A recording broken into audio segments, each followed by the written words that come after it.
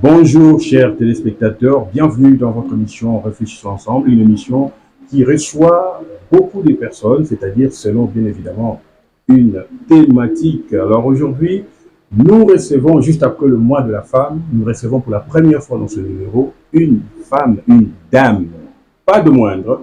Elle va, je vais lui dire d'abord bonjour. Bonjour madame. Bonjour. Il Bonjour. s'agit bien évidemment de Madame Françoise Matonda Semeli. Elle est directrice générale de CFOJ, Centre de formation des journalistes et informaticiens, directrice adjointe à l'OGFREM, Office de gestion des fret multimodal, écrivaine également, auteur du livre Femme gouvernante de sa maison. Aïe, c'est tout un chapelet de... Alors, Madame, le thème que nous allons travailler, parler aujourd'hui, débattre aujourd'hui, vous et moi, c'est bien évidemment femmes et fonctions dans une entreprise, exercice facile ou pratique hermétique. Waouh. Voilà. Alors, première question, Ouais. vous qui êtes déjà femme dans une entreprise, dans des entreprises, comment vous voyez? Comment vous regardez? Ben, on me regarde comme une dame qui est très compétente, qui arrive à assumer ses responsabilités, qui a étudié et qui est consciente de ses capacités, consciente aussi évidemment de ses faiblesses parce qu'on apprend toujours, mais comme une dame qui est là et l'égale de l'homme dans son travail, dans ses responsabilités. Donc ça va, tout va bien.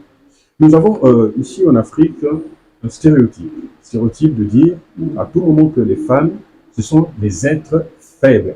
Partagez-vous cet avis? Bon, pour faire plaisir aux hommes, je dirais oui, les femmes, nous sommes des êtres faibles, mais en fait, non, la femme, elle est forte. Elle est forte d'abord parce que, étant été créée l'aide de l'homme, alors pour aider quelqu'un, il faut être fort. Ça veut dire se supporter soi-même et puis pouvoir soutenir aussi l'autre. Donc, pas si faible que ça. Mais quand on dit que la femme est faible, je crois que c'est beaucoup plus dans les émotions, dans les sentiments, parce que la femme, elle est beaucoup plus maternelle. Et on sait que la mère, la maman, c'est celle qui est davantage disposée à amadouer, à caresser, à faire du bien, à consoler. C'est simplement par rapport à ça. Mais sinon, la femme, elle n'est absolument pas faible, loin de là. Alors, je veux évoquer ce que nous avons eu à faire en off. Je me rappelle, je vous ai appelé hier. Oui. Lorsque je vous ai appelé, j'ai essayé d'expliquer un peu l'esprit de l'émission Mhm. et je disais tantôt que les femmes qui restent à la maison, du coup, vous m'avez coupé pour me dire que non, écoutez, les travaux de la maison aussi font partie des travaux normalement. Donc, ça veut dire que les femmes restant à la maison, elles arrivent à faire aussi quelque chose. Donc, ce n'est pas rien. Non, ce n'est pas rien. Quand on parle de la femme qui reste à la maison, à mon avis, c'est très réducteur. C'est comme si, en fait, elle est à la limite inutile. Alors que quand on regarde la somme de travail que cette femme produit chaque jour, de son lever très tôt matin jusqu'à son coucher très tard le soir, mais c'est énorme. C'est énorme parce que si elle ne le fait pas, justement, la société ne marcherait pas. Parce qu'il faut balayer la maison, il faut faire la cuisine, il faut s'occuper des enfants, il faut s'occuper du mari, il faut s'occuper de la famille, de la belle famille, il faut s'occuper de... En fait, bon, il y a énormément de choses que la femme fait, et si elle ne le faisait pas, mais ce serait la catastrophe. Et même nous qui sommes femmes, qui travaillons dans les bureaux, euh, pour bien travailler dans mon bureau, mais j'ai besoin de m'assurer d'abord qu'à la maison, tout est bien. Et j'ai bien tout laissé. Et quand je rentre le soir, la première réaction, c'est regarder justement la maison, si tout va bien. Donc vous comprenez que pour une femme, quand on dit rester à la maison, ça ne veut pas dire qu'elle est inutile, qu'elle ne fait que le ménage. Non, elle fait le ménage. Et ça, c'est important, c'est énorme. Donc, Énorme. qu'est-ce qu'on pourra dire maintenant? Est-ce que maintenant, les femmes, celles qui sont à la maison en train de s'occuper de tout ce qu'il y a comme travaux ménagers, donc ça veut dire que non, elles font quelque chose, elles peuvent rester comme ça, sans pour autant aller au bureau, sans pour autant travailler, chercher à avoir un peu de lucre pour le foyer. Bon, quand vous parlez de chercher un peu de lucre, bon, ce n'est pas forcément ça. Mais je pense que la femme qui est à la maison, qui occupe toutes ces tâches ménagères et qui les remplit systématiquement, avec beaucoup de passion et beaucoup de joie, cette femme-là, elle contribue énormément à l'équilibre de la société. Et en plus, c'est une femme aussi qui, en général, a des activités à côté. C'est-à-dire qu'elle ne reste pas à ne rien faire, à part le ménage, les travaux ménagers. Elle a aussi une activité rémunératrice. Elle est vendeuse quelque part. Hein, elle a son petit commerce. Donc, c'est quand même une femme... c'est une femme d'entreprise, même si malheureusement, quand on parle d'entreprise, on voit beaucoup plus ce qui est formel. Mais il y a énormément de femmes qui travaillent énormément, mais qui sont dans l'informel et qui apportent énormément aussi à la société et à leur foyer. Alors, maintenant, c'est vrai, c'est ainsi, mais beaucoup de gens ont quand même des idées un peu néfastes lorsqu'une femme, on la voit plutôt différente de celle qui est dans un bureau, qui travaille, qui va formellement et dans une institution par rapport à une femme vendeuse. Alors, comment faire pour enlever un peu ce stéréotype-là où la femme qui vend est différente de celle qui va au bureau? Bon, je pense que d'abord, c'est elle-même la femme à comprendre son importance dans la société. Et quand je dis dans la société, que ce soit à la maison ou au bureau. Hein, ok? Alors, la femme doit comprendre que les gestes qu'elle pose, en fait, c'est le sujet de mon livre, Femme gouvernante de sa maison. Il faut qu'elle comprenne que les gestes qu'elle pose au quotidien, ce ne sont pas des gestes anodins. C'est vrai qu'elle le fait par réflexe, elle le fait par nature, mais ce sont des gestes qui sont incontournables. Dans le livre que j'ai écrit, en fait, je compare la femme, d'ailleurs, je ne compare même pas. Je me rends compte que ce que la femme fait au petit niveau de la maison, entre guillemets, mais en fait, c'est ce que le gouvernement fait à une plus grande échelle au niveau du pays. C'est-à-dire que quand cette femme-là, elle se met à balayer la maison le matin, qu'est-ce qu'elle fait? En fait, elle est en train de protéger sa maison contre les ennemis qu'on appelle la poussière, qu'on appelle les cafards, qu'on appelle les microbes et ainsi de suite. Mais en fait, elle fait le même travail que le ministre de la Défense qui est censé défendre le pays contre les agresseurs extérieurs. Vous comprenez? Donc, c'est à la femme de comprendre d'abord, de valoriser ce qu'elle fait, d'arrêter de dire que non, moi je suis à la maison, non. En fait, ce que vous faites à la maison, chères mesdames, c'est vraiment important. C'est tellement important que si vous ne le faisiez pas, même les hommes qui disent que la femme doit rester à la maison, mais ils ne pourraient même pas travailler. Vous comprenez, monsieur le journaliste, monsieur Jacques, oui, merci. Vous ne pourriez même pas travailler si votre femme n'avait pas fait ce qu'elle devait faire le matin. C'est vrai ou c'est faux? Oui, c'est bien évidemment vrai. Donc arrêtons de dire, et la femme elle-même, qu'elle arrête de dire que non, l'autre côté. Non, non, non, madame, vous faites quelque chose. Et j'ai même dit cela parce que le fait de s'occuper de la maison, de s'occuper du ménage, une femme qui a étudié, même si elle n'a pas étudié, mais la femme, en fait, elle développe des réflexes qu'on a appris à l'école. C'est-à-dire que pour s'occuper des enfants, pour faire la cuisine, pour balayer la maison, elle met en pratique certaines, comment dirais-je, certaines capacités naturelles. Ok? Je donnerai un exemple. Quand elle fait la cuisine, en fait, c'est de la chimie qu'elle est en train de faire. Elle est en train de mélanger certaines substances et au finish, ça donne quelque chose de très, très comestible. Quand elle parle avec les enfants, elle arrive à gérer des conflits avec les enfants. En fait, elle applique des principes de justice, des principes de comment gérer des conflits. Quand elle est avec les voisins, quand elle est avec la belle famille, quand elle parle avec eux, ainsi de suite, elle applique simplement les principes de diplomatie, des principes d'intégration sociale, parce qu'il faut savoir s'intégrer aussi là où on habite, avoir de bonnes relations avec les uns et les autres. Donc, en fait, c'est ça, moi, mon souci, c'est que la femme, elle-même d'abord, et ensuite l'homme, comprennent que tous ces gestes posés au quotidien ne sont pas anodins, ne sont pas à minimiser. C'est vraiment une grande contribution et il faut valoriser cela. Donc, les hommes doivent cesser de dire à leurs femmes, celles qui sont souvent à la maison, gérer les travaux ménagers, qu'elles ne font rien. Ils doivent cesser. Ah ben oui, ils doivent cesser parce que si elles ne faisaient rien, mes chers messieurs, si vraiment madame ne faisait rien à la maison, vous ne saurez même pas sortir. Vous ne saurez même pas sortir. Chers messieurs à la maison, vous avez compris. Ah ben oui. Voilà. Oui, alors, on se complète en fait. Est-ce qu'on peut vous appeler à cet effet défenseur de la gente féminine? Bon, Ça dépend du côté où on se place, hein, parce que moi, je suis, c'est vrai que en fait, c'est que moi, je défends l'image qu'on a de la femme, et je la défends pas seulement vis-à-vis des hommes, mais même de la femme elle-même, qui a tendance aussi à se minimiser. C'est ainsi que je disais que la femme qui est à la maison, qui ne s'occupe que du ménage, qu'elle cesse d'être complexée par rapport à la femme qui est au bureau, en se disant même que ce qu'elle fait à la maison, la femme qui travaille au bureau le fait aussi d'une manière ou d'une autre. Peut-être même le fait moins bien parce qu'elle a moins de temps à consacrer à la maison. Mais en fait, nous faisons le même travail. Nous faisons le même travail. Donc la femme qui reste à la maison, qu'elle ne se minimise pas, au contraire, qu'elle lève la tête et qu'elle se rende compte qu'elle est très utile à la société et qu'elle continue à faire ce qu'elle a à faire de manière spontanée, parce que c'est ça en fait la nature de la femme, qu'on le veuille ou pas, c'est ça. Et c'est ça notre privilège que vous les hommes, vous n'avez pas. Mais attention, hein, à force de dire cela, d'autres hommes jaloux risquent de dire, bon d'accord, puisque c'est ainsi, vous restez à la maison, vous avez, parce qu'il y a des hommes comme cela, Oui. Vous restez à la maison, vous allez vous occuper de toute façon de la maison, moi je vais vous donner l'argent et puis vous ne partez pas chercher du travail de façon formelle, et restez là de toute façon, je vais gérer. Mais c'est pas parce que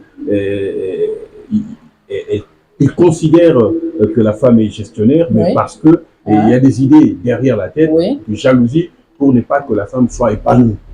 Bon, évidemment, quand je dis que la femme qui reste à la maison, elle travaille aussi, ça ne veut pas dire qu'en dehors de la maison, elle ne travaille pas. Non, on a des femmes aussi, comme mon exemple. Je vais chaque jour au bureau, je m'arrange pour que la maison, tout se passe bien, qu'il n'y ait pas de déséquilibre, que mon foyer ne soit pas lésé. Mais quand je vais au travail aussi, je m'efforce aussi de bien remplir mes responsabilités. OK, donc là, il n'y a pas de problème. Mais simplement, comment dirais-je? C'est-à-dire, l'homme doit comprendre que la femme, elle a autant de potentiel que lui-même. Hein? D'ailleurs, même plus de potentiel, hein? Parce qu'en général, là, oui, clair, oui, parce qu'en général, la femme qui, ce qu'elle fait à la maison, en tout cas, l'homme ne peut pas le faire et et c'est naturel. C'est comme ça parce que chacun a ses capacités que le Seigneur, que Dieu, son Créateur, lui a accordées. Donc, en fait, nous nous complétons. Nous nous complétons. Mais ce que je veux dire encore, c'est que la femme cesse de se minimiser, qu'elle lève la tête, parce qu'il faut dire aussi une chose, hein, il y a des hommes qui comprennent parfaitement, qui valorisent énormément la femme, mais la femme elle-même aussi, elle a tendance à reculer, elle a tendance à se minimiser. Alors, les hommes qui n'aiment pas que leur femme travaille pour des motifs, mettons, de jalousie, ben, c'est dommage, chers messieurs, parce que bon, excusez-moi de parler comme ça, mais si madame veut vous tromper, elle peut le faire même en restant à la maison. Donc, je crois que là, c'est beaucoup plus un problème de confiance, un problème de dialogue, un problème de marcher ensemble et de programmer l'avenir ensemble et de se faire mutuellement confiance et d'être une bénédiction l'un pour l'autre. Les sentiments, évidemment, les sentiments de jalousie, les sentiments ça ne manque pas. Je crois que c'est tout ça aussi qui fait la société, qui met du piment, si vous voulez, ainsi de suite. Mais je pense que la base même du mariage, la base même de la vie commune, c'est d'abord la confiance. Hein? Donc, je suppose que si vous avez confiance en votre épouse, vous allez lui permettre aussi de s'épanouir parce que cette femme-là qui vient dans votre foyer, elle a besoin aussi de s'épanouir parce qu'elle a aussi des capacités, elle a aussi des talents qu'elle peut développer et qu'elle peut même si bien les développer que ça va vous aider à vous aussi, l'homme, à concrétiser votre projet de société. Vous comprenez? Parce que la femme ne vient pas simplement pour faire les travaux ménagers.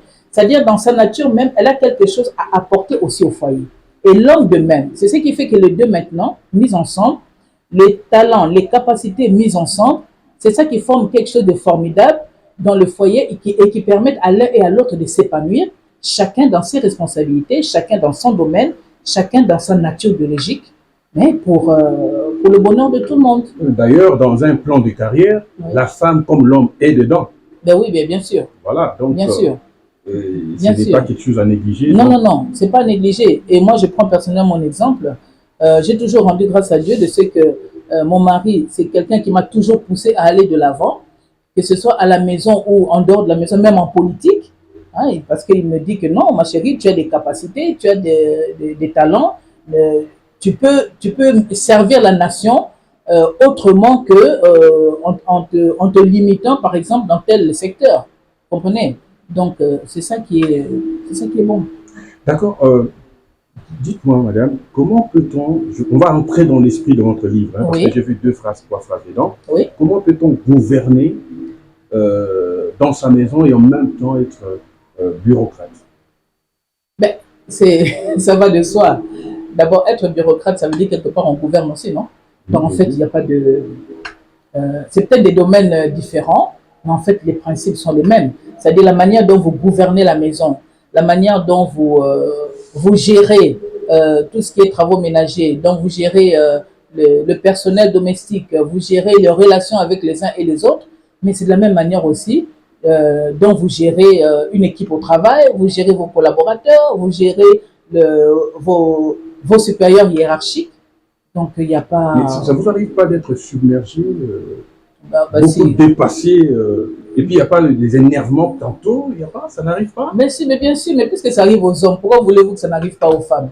C'est humain, nous sommes des êtres humains, nous avons aussi des limites, nous avons aussi des moments où il faut quand même se reposer. C'est vrai que la femme, c'est beaucoup plus difficile parce qu'en général, on lui demande beaucoup plus d'efforts qu'on ne demande à l'homme. Parce qu'elle doit en même temps penser à la maison, penser à toutes ses charges ménagères et en même temps faire face à ses responsabilités professionnelles. Ce n'est pas évident. C'est vrai qu'il arrive des moments où ça coince un peu, mais c'est un problème d'organisation. Et puis, bon, parfois il faut souffler. C'est même pour ça aussi, de temps en temps, on a des congés même au niveau du travail. Et ce serait bien, cher messieurs, si on pouvait avoir aussi des congés, même à la maison, par rapport aux travaux ménagers. Parce Mais qu'une non, femme à qui est à cet la effet, maison. c'est l'homme qui va maintenant prendre la relève? Non, non, pas du tout, pas du tout. On peut simplement se. Enfin, je ne sais pas, vous savez, la femme, elle est là debout du matin au soir. C'est-à-dire, il y a certains moments où elle a besoin aussi de rester à ne rien faire et quelqu'un d'autre fasse ça. Bon, je ne demande pas à l'homme de le faire, mais l'homme, je crois qu'il y a des mécanismes qui font que, par exemple, une aide ménagère, ok, ou bien même, enfin, je ne sais pas, là, il y a moyen de s'entendre. D'ailleurs, il y a même des hommes qui ne se gênent pas d'aider leur femme, de dire, ok chérie, je vois que tu es fatiguée, reste là, moi je vais m'occuper des enfants, ou bien je vais faire ceci, je vais faire cela. Et ça ne diminue en rien leur masculinité, loin de là, au contraire. C'est un réconfort pour la femme parce qu'elle sait que, ah, mon mari sait quand je suis fatiguée et il vient à mon secours, il m'aide pour que je puisse me restaurer ma santé et faire davantage. Et vivre quand même plus longtemps aussi par rapport à tout ce qu'il y a comme stress. D'accord, on dit souvent dans les entreprises, en fait, il y a un proverbe lingala qui dit que un moi si, allez bien au bail. Oui. Alors, et ça veut dire quoi? Que quand vous donnez une gestion à une femme, c'est-à-dire elle gère ça avec vigueur, par endroit, des fois avec beaucoup de force que les hommes, des fois, ont la tendance à être matés. Comment ça se passe avec vous? Comment vous dites les hommes ont tendance à être matés? Je ne comprends pas très bien. Non, vous savez, c'est-à-dire tellement de rigueur, à la fin de la dame là, oulala, ça crie dessus, non, non, non, le travail n'est pas bien fait. Et du coup, ça frustre un peu, surtout certains hommes. Bon, ça dépend de la nature des uns et des autres, parce que je crois qu'il y a il y a une expression qui dit une main de fer dans un gant de velours. Ok? C'est-à-dire qu'on peut avoir beaucoup de rigueur, mais ça passe par la douceur. Il y a des personnes qui sont comme ça. Moi, je connais des dames comme ça. Elle n'a pas besoin de crier, elle n'a pas besoin, mais de par sa personnalité, ben, vous sentez qu'ici, il ne faut pas blaguer. Mais ça ne veut pas dire non plus qu'elle n'est jamais détendue. Ça ne veut pas dire non plus qu'elle ne crée pas une atmosphère de convivialité, de sérénité, où les gens quand même sont contents de travailler avec elle. La femme, quand elle exerce des responsabilités, c'est vrai qu'en fait, elle le fait toujours avec beaucoup de passion, de manière générale. Hein? C'est la nature même de la femme. Elle aime ou elle n'aime pas. Mais quand elle aime, vraiment, elle se donne à fond. Et elle a, peut-être c'est pour ça justement qu'on dit que c'est la femme, c'était la gardienne du foyer, c'est elle qui donne la vie. Parce que justement, dans ce qu'elle fait, elle s'efforce, elle met des garanties, elle s'efforce de canaliser les choses de manière justement à ce que ça ne mette pas en péril la vie des uns et des autres. Je pense que c'est inhérent en elle, c'est naturel en elle. Mais bon, allez, c'est vrai aussi qu'il y a des femmes extrêmes, ok, qui sont très très rigoureuses. Bon, comme je l'ai dit, ça dépend, hein, il y a de tout, il faut de tout pour faire un monde, n'est-ce pas? Voilà. Ah, d'accord. Donc, chers téléspectateurs, souvenez à peine de nous prendre en marche. Sachez que vous êtes dans l'émission Réfléchissons ensemble avec bien évidemment Madame Françoise Matunda Semeli Elle est la directrice générale de CFOJ, Centre de formation des journalistes et informaticiens, directrice, sous-directrice également à l'OGFREM, Office de gestion de fret multimodal, écrivaine autrement, auteur du livre Fab, gouvernante de sa maison. Donc ça fait déjà qu'il y a beaucoup de choses, il y a beaucoup de postes là-dedans. Alors, dites-moi, comment est-ce que vous arrivez à naviguer entre les différents secteurs là? Vous êtes ici, vous êtes là-bas, et je sais, donc, je ne veux pas, je connais que vous militez également. Oui. Comment faire? Comment vous faites? Vous êtes ici, vous êtes là-bas, vous êtes quasiment omnipotent. Ah non, non. Non, non. Il n'y a qu'un seul qui est omnipotent, c'est Dieu lui seul. Non, simplement, c'est un problème d'organisation, de savoir gérer son temps, quelles sont les priorités, maintenant en ce moment, qu'est-ce qui est prioritaire, qu'est-ce qui est important, qu'est-ce qui est urgent. Je crois que j'en parle aussi dans mon livre, dans la gestion du temps, avec notamment la matrice de Eisenhower, qui explique un peu comment, qui donne des conseils pratiques, comment gérer son temps, comment prioriser les choses, les activités. Il faut aussi avoir la passion. Je pense que c'est parce que j'aime aussi ce que je fais. Et je suis consciente que je contribue en fait. Hein, je contribue énormément, ça il faut le dire, il ne faut pas de fausses modesties, à rendre quand même mon entourage heureux et à rendre mon entourage aussi fier de moi. Okay? C'est des talents que Dieu a mis dans moi, que j'exploite, parce que quelque part aussi si je ne le fais pas, ben, ça veut dire que ça va chômer. Or quand Dieu met en vous des talents, c'est pour que votre entourage, que la communauté justement puisse en bénéficier.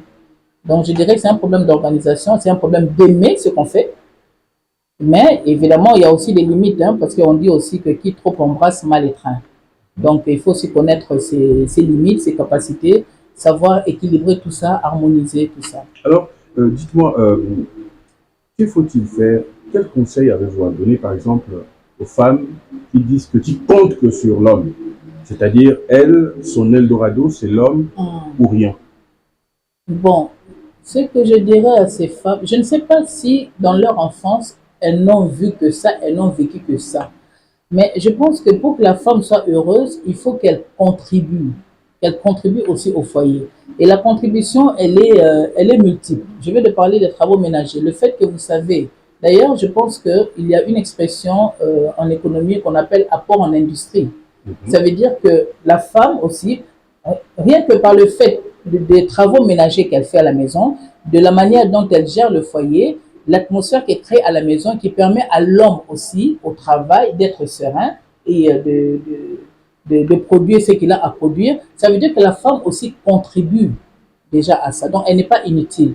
Alors, à part ça, mesdames, il faut que vous compreniez que vous avez des choses en vous. Je pense que votre conjoint, celui qui est à vos côtés, s'il vous a épousé, c'est parce qu'il a vu des bonnes choses en vous et ce serait malheureux quand même de ne pas les exploiter, de les mettre en sourdine simplement parce que maintenant je suis mariée, Nazasus n'a besoin pour ça la macacité, hein, je me contente de ça. Non, au contraire, il faut d'abord avoir des objectifs dans la vie. Il faut avoir des objectifs et travailler avec votre conjoint de manière à ce qu'il soit aussi heureux d'avoir non seulement la mère de ses enfants à côté, mais qu'il ait aussi une amie avec laquelle il peut échanger, avec laquelle il peut discuter d'autres choses que des enfants, que la scolarité des enfants, parler même politique, pourquoi pas. Donc la femme, les ambitions que vous aviez quand vous étiez chez vous à la maison, il ne faut pas les laisser tomber. Il ne faut pas les laisser tomber. C'est pour ça que je dis que dans le mariage, chacun vient avec ses capacités, avec ses rêves, et c'est ensemble qu'on arrive à réaliser. L'un doit aider l'autre à réaliser ses rêves. Mais si maintenant vous croisez les bras et vous ne comptez que sur l'homme, même si cet homme-là vous aime jusqu'à presque en mourir, mais c'est fatigant aussi pour lui parce qu'il a besoin quand même, d'ailleurs la Bible le dit, deux valent mieux qu'un. Mais si vous laissez tout à l'homme, vous attendez tout de l'homme. D'abord, vous l'étouffez, quel que soit l'amour qu'il peut avoir pour vous, mais il est surchargé, il est stressé et vous n'êtes plus une compagne, vous devenez une charge. Quelle que soit votre beauté, quels que soient les beaux enfants que vous lui avez faits, donc il faut contribuer au ménage. Et il y a plusieurs manières de le faire. En dehors des travaux ménagers, il y a des revenus, vous pouvez vendre quelque chose, vous pouvez avoir votre salon de coiffure, même une entreprise, pourquoi pas. Il y a des femmes qui restent à la maison, mais qui tiennent des entreprises. Maintenant, on est à l'ère du numérique. Ça veut dire qu'elle peut rester à la maison et puis elle commande toute une batterie de personnes à sa disposition. Elle monte une entreprise et de loin, et ça marche, ça prospère. Donc, c'est possible. Le fait que non, il faut seulement aller au bureau, je pense que ce temps-là, M. Jacques, il est révolu. On peut rester à la maison, s'occuper de la maison, mais en même temps aussi gérer des affaires sans trop bouger de chez soi. Donc, mesdames, vraiment, je vous encourage, levez-vous, exploitez les temps-là que vous avez en vous et mettez-les au service de votre foyer, de vos enfants, de votre conjoint, de votre famille, de votre communauté, et ça va vous aider à vous sentir davantage utile aussi pour la société et pour votre propre épanouissement. C'est vraiment important. Et qu'elle ait étudié ou pas, hein, parce qu'il y a des femmes qui n'ont pas étudié, mais vous les sentez, vous les voyez vraiment épanouies dans ce qu'elles font.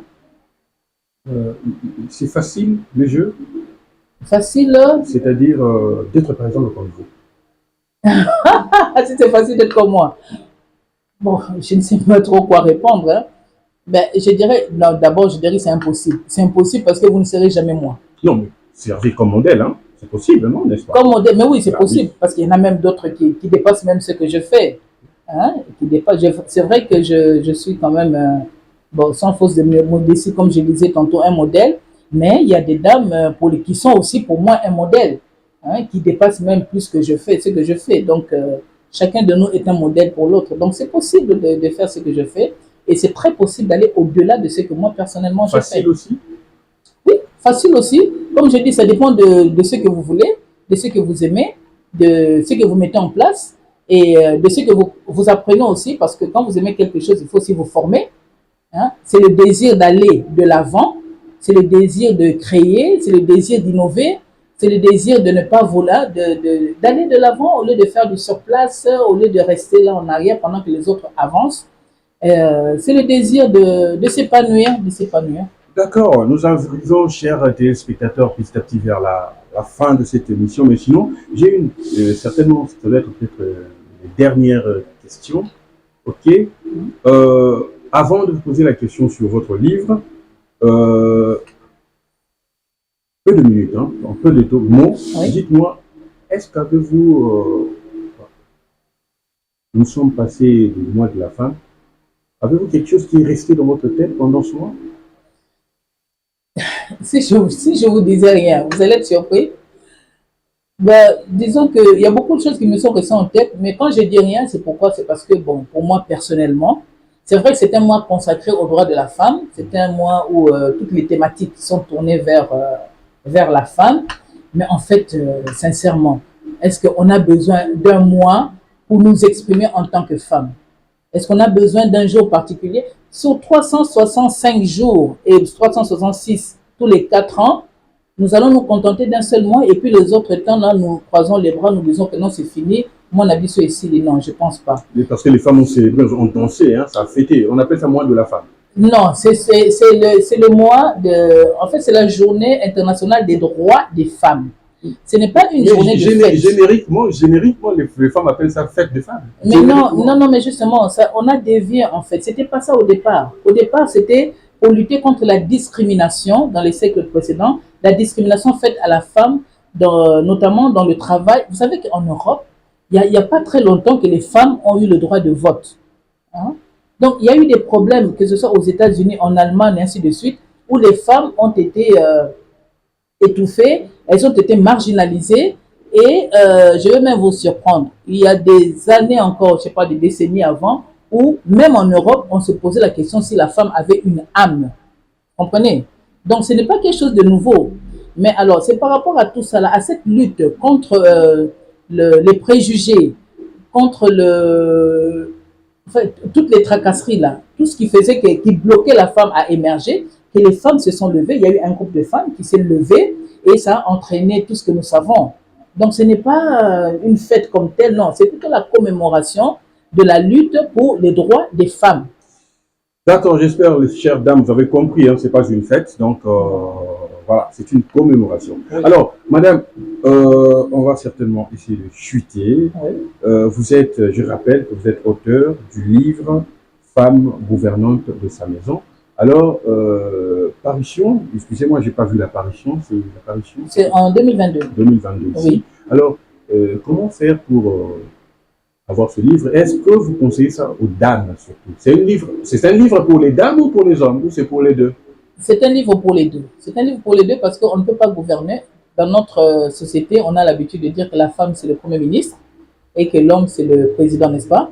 Voilà, donc on ne peut pas gouverner en étant seul. Donc c'est un livre pour les deux. Pour l'avoir, bon, je crois que je vais vous laisser mes coordonnées, en attendant qu'on puisse mettre ça en ligne, en vente en ligne. Mais vous pourrez toujours, ceux qui en ont besoin, peuvent toujours contacter M. Jacques pour l'avoir, il n'y a pas de problème. D'accord, allez. Merci beaucoup, chers téléspectateurs. Merci à l'équipe technique. Hein, ils ont été, c'est toute une bagatelle. Hein. Ils sont nombreux ici, déjà dans le studio, et puis derrière la baie vitrée. John Kanyinda était dans la partie technique, bien évidemment. Nora Chama, Christian Kyongo, Siméon, et puis voilà. Donc, n'oubliez pas, pour regarder cette émission, donc partez sur nos différentes plateformes. Téléplus RDC pour YouTube, Téléplus pour Facebook, et puis tout Congo Toukin. Voilà. Donc, merci, chers téléspectateurs. Le rendez-vous est pris pour le prochain numéro, même jour, même télévision, Téléplus. Merci, ciao.